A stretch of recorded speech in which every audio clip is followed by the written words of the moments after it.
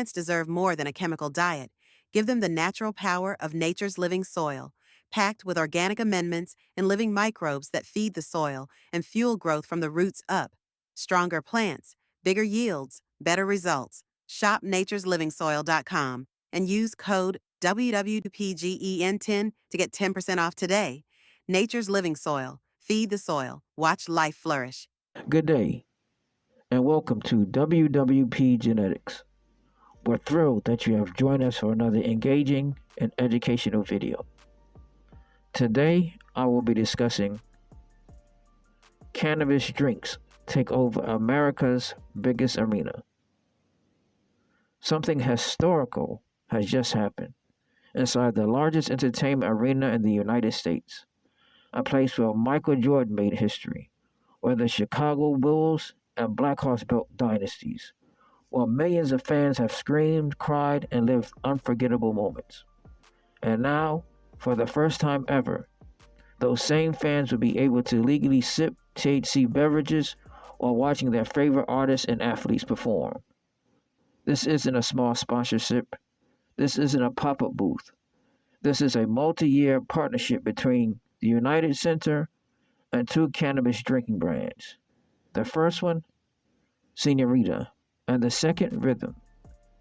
This signals a massive cultural shift in America, a shift away from alcohol, a shift towards cannabis, and a shift that could be worth tens of millions of dollars in new revenue. Today we're breaking down how this happened, why it matters, how much money is being made, and what fans inside the arena are actually feeling as THC becomes part of the live event experience.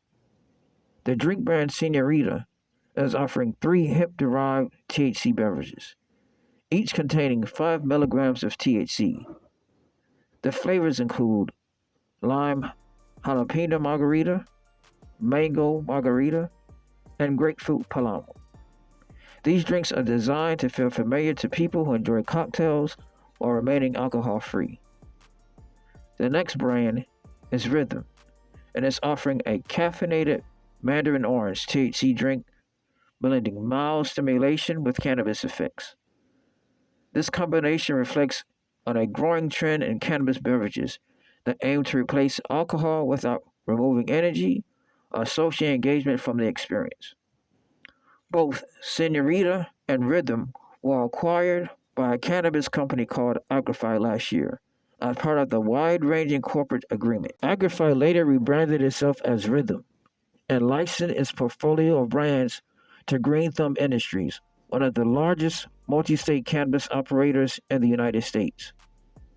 Adults 21 and older can now buy THC drinks the same way they'd buy a beer. This is the first time a major U.S. arena of this scale has embraced cannabis beverages so openly. And it's not happening in California or Colorado. It's happening in Chicago. The U.S. cannabis beverage market as a whole is estimated to generate over $1 billion annually, with projections suggested it could exceed $5 billion within the next decade as legalization expands. For large venues like the United Center, even a modest pre-event sales translate into massive revenue when multiplied across hundreds of events and millions of attendees each year. These drinks typically retail between $7 and $14 per can, and that's depending on revenue pricing. Inside a major arena, that number can climb to $16 to $18 per can, and multiply that by an average event attendance of 20,000 people, and even if only 5% of fans buy a THC drink, that's easily $1.5 to $2 million per year in revenue. And that's just cannabis beverages. And that's a conservative estimate. This partnership reflects a broader cultural truth. More Americans now use marijuana daily than drink alcohol. At the same time, younger generations are actively reducing alcohol consumption, citing health concern, mental clarity, and long-term wellness. Cannabis beverages offer something alcohol cannot. They provide a controlled, predictable experience without hangovers, dehydration, or aggressive behavior. For venues, this means potentially calmer crowds, fewer alcohol-related incidents, and a safer overall environment. Inside the arena, fans describe the experience as relaxed and social, instead of the aggressive buzz that alcohol sometimes brings. THC beverages tend to create a mellow, euphoric atmosphere, and the music feels deeper, the lights are brighter, the crowd energy becomes collective rather than chaotic. At the kickoff concert on February 4th, featuring New Edition, Boyz II Men, and Tony Braxton, fans reported feeling more emotionally connected to the music and less fatigued during long performances. Many described the experience as social without being overwhelmed. One fan said, "It feels like the arena finally caught up with the culture. Everyone smokes anyway, now it's just normalized."